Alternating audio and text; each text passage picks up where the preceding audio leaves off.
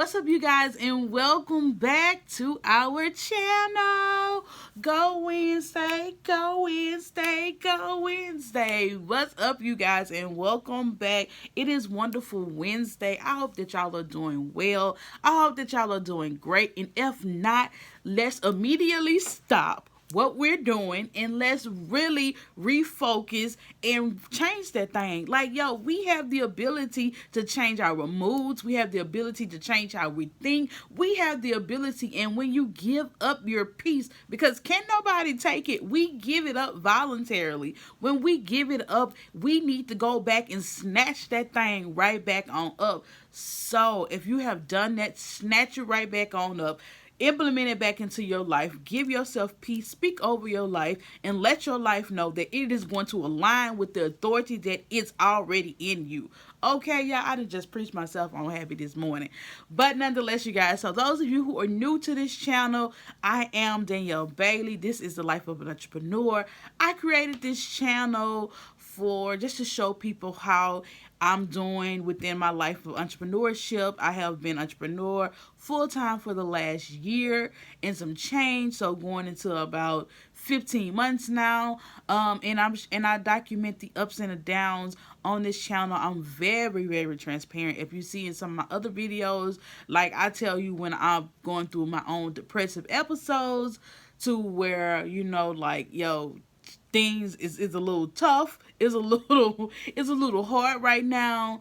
But like, yo, go back and check out some of them old videos and you will see, like, yo, this journey of entrepreneurship, it isn't easy, but it is doable.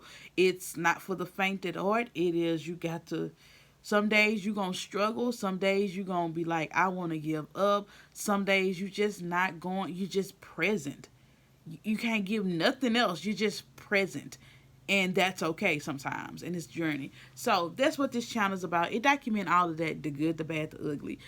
So for those of you who are new to this channel, welcome. For those of you who are returning, welcome back, my good people. Y'all already know what it is. So yes, y'all, let me just go ahead and jump into today's topic. I'm not gonna be before you long. Y'all know I try to get these videos 15 minutes or less. So yeah. So last week I got two questions too that I want to answer from the last video. Let me go ahead and answer them first. So first question is let's see what she said. Hi darling, congratulations on your merch and the planner looks great. Thanks for being an amazing videos. Thank you. Any updates on your audit? How did the process go? So this is Pink Lotus. Miss Pink Lotus, thank you so much for the comment and stuff like that. As far as my audit, I have no idea what's going on with it. I have not heard anything back from it, so it's kind of almost like no news is good news, maybe, and stuff like that. So nothing has been said, nothing has been returned. If something is wrong, I do know that they said in the letter that they'll do another audit within 6 months. If I didn't pass, I don't know. So I'm kind of just on the air and on the safe side of they still paying me for my claims that I submit. Let me say that they still paying me for my claims that I submit, and stuff like that. And the process was, after I got everything in, like right the process, I haven't heard anything. After I got everything in, it was like a big relief, and it's just like, there it is. So I don't know anything else that's happening with the audit, because they haven't forwarded me any kind of information. If I do hear anything, I'll let you guys know, of course. So I guess no news is good news is what I'm gonna go with. Like sometimes, like when I see an envelope from them and it's not a check, I'll be on edge, like, oh my God, what is it gonna say? So, but no news from them, y'all. Let's see what else. So we have another one from Felicia Carmen, I believe that's what it says. Thanks for the videos. I have decided to open up my practice. Congratulations, ma'am or sir. I believe you may be a ma'am, but congratulations. Thanks for your videos. Thank you. Welcome. I have decided to open up my private practice. I am still working full time, but I am working to get things ready. Yes. Use your full time to the best of your ability until you open up your private practice, and then still go slow. Like, just, you don't have to just jump out in there neither. Use your full time to the best of your benefits.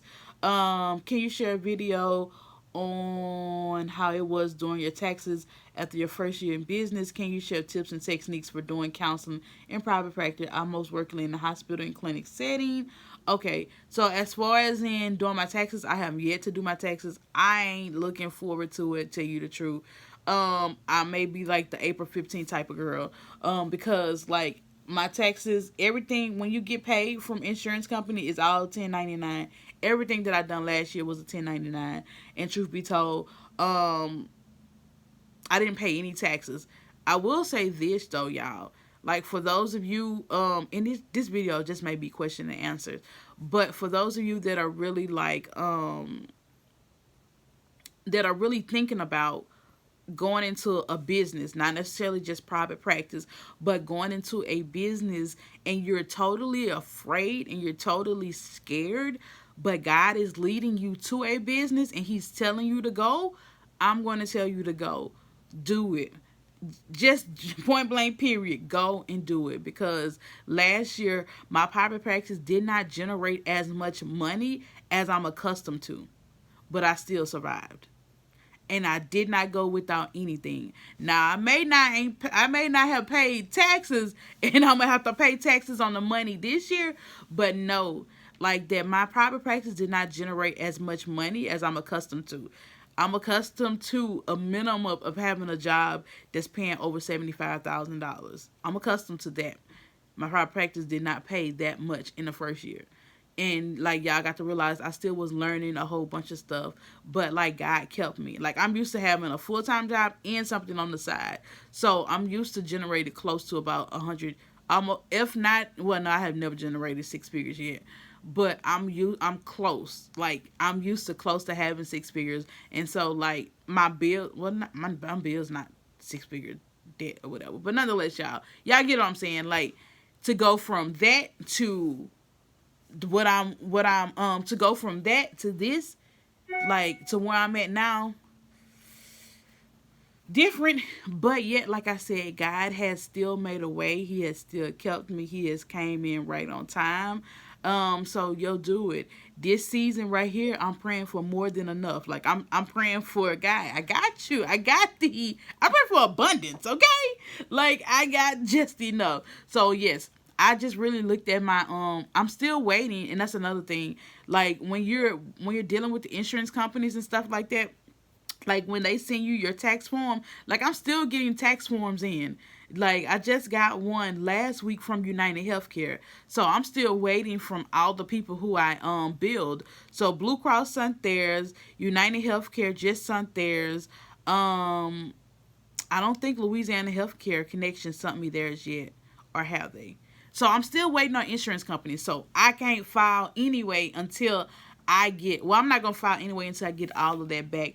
And it's just showing how much. And then plus I know I'm going to have to pay because I did not, I would have to pay because I did not pay throughout the year.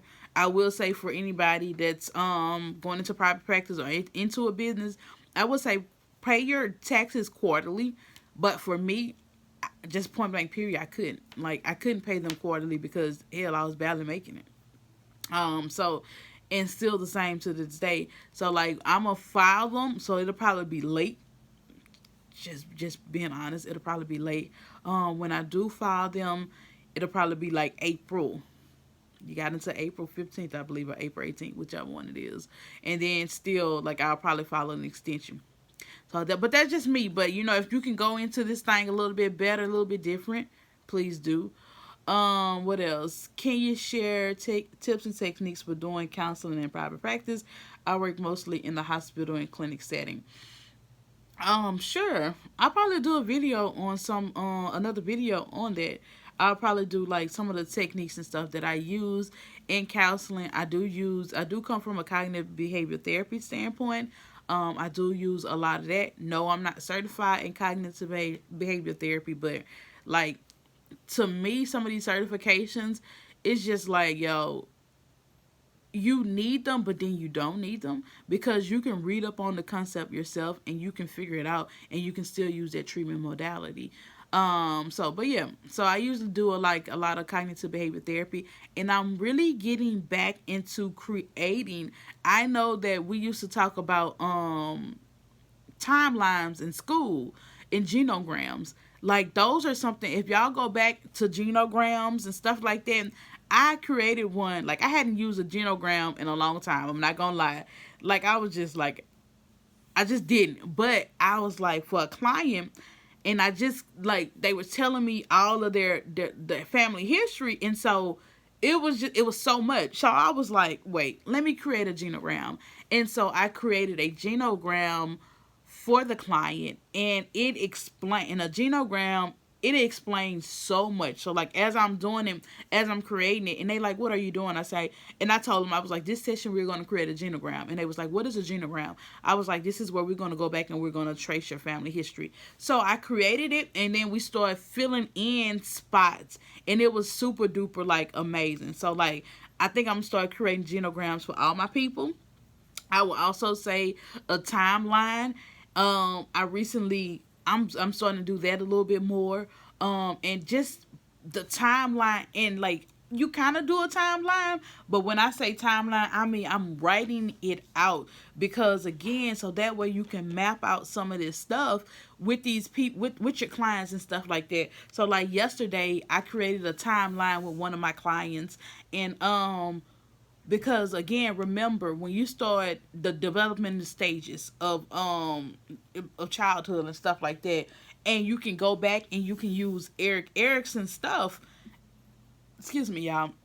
You can go back and you can use Eric Erickson stuff, and you can start looking at the developmental stages, and you can start using that to explain to your clients. Like when I tell you, like we really, and the reason why I'm telling you guys about the timeline is because like I felt like it was so helpful when we done it or whatever, and so like it was just so eye opening for me, and so I was just really like, yo, this is what it says about. I love when I like use, I know we use we're taught about the whole developmental stage and stuff like that, but when I can just pinpoint it, and I can use a theory, and I can explain it to my clients and explain it to them how it's affecting their life, it just does something for me, and stuff like that. So like we really enjoyed it. So I would say making sure you do genograms with your people.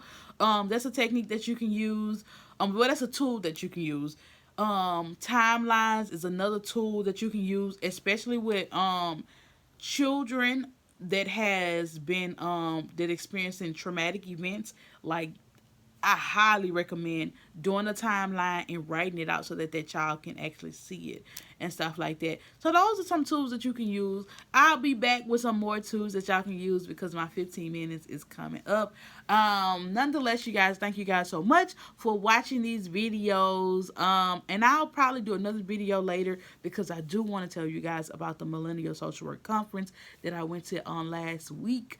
So I'll probably do that video on Friday. So, but nonetheless, you guys, thank y'all so much. Love you guys, and I'll see y'all on Friday, or if not Friday, next week. Bye, y'all.